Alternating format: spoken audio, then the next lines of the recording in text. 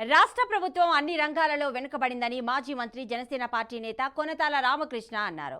విశాఖపట్నంలోని తన కార్యాలయంలో కొనతాల మీడియాతో మాట్లాడారు. గత ప్రభుత్వ హయాంలో ఇరిగేషన్ డిపార్ట్మెంట్లో ఖర్చు చేసిన 6,000 కోట్ల రూపాయల బకాయిలను మంజూరు చేయలేని హీన స్థితిలో వైసీపీ ప్రభుత్వం ఉందన్నారు. 2019 ఎన్నికల తర్వాత ఇరిగేషన్ శాఖకు 2,000 కోట్ల రూపాయలు మంజూరు చేస్తామని వైఎస్ జగన్మోహన్ రెడ్డి హామీ ఇచ్చారని, ఇప్పుడు ఆ హామీ మరిచారని గుర్తు చేశారు. రానున్న సార్వత్రిక ఎన్నికల్లో వైసీపీ ప్రభుత్వానికి తగిన బుద్ధి చెప్తారని కొనతాల చెప్పుకొచ్చారు.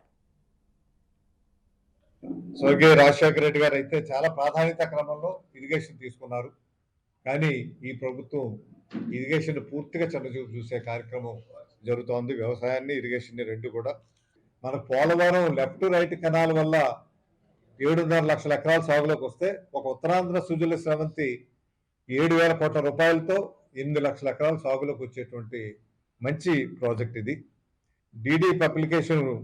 డిఎన్ పబ్లికేషన్ అయిందన్నారు 2022లో. అందులో కొన్ని గ్రామాలకి డిడి పబ్లికేషన్ అయింది 23లో. అది ఇప్పుడుకొచ్చి కూడా దానికి ₹1 కూడా పేమెంట్ ఇవ్వలేదు.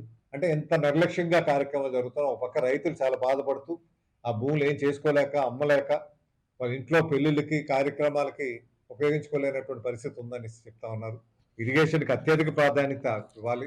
సాగునీటికి, వ్యవసాయానికి అత్యధిక ప్రాధాన్యత ఇచ్చినప్పుడే మనం అభివృద్ధి సాధించుకోగలుగుతాం. ఎందుకంటే ఇప్పటికీ 60% జనాభా వ్యవసాయం మీద ఆధారపడినటువంటి పరిస్థితులు ఉన్నాయి రాష్ట్రంలో.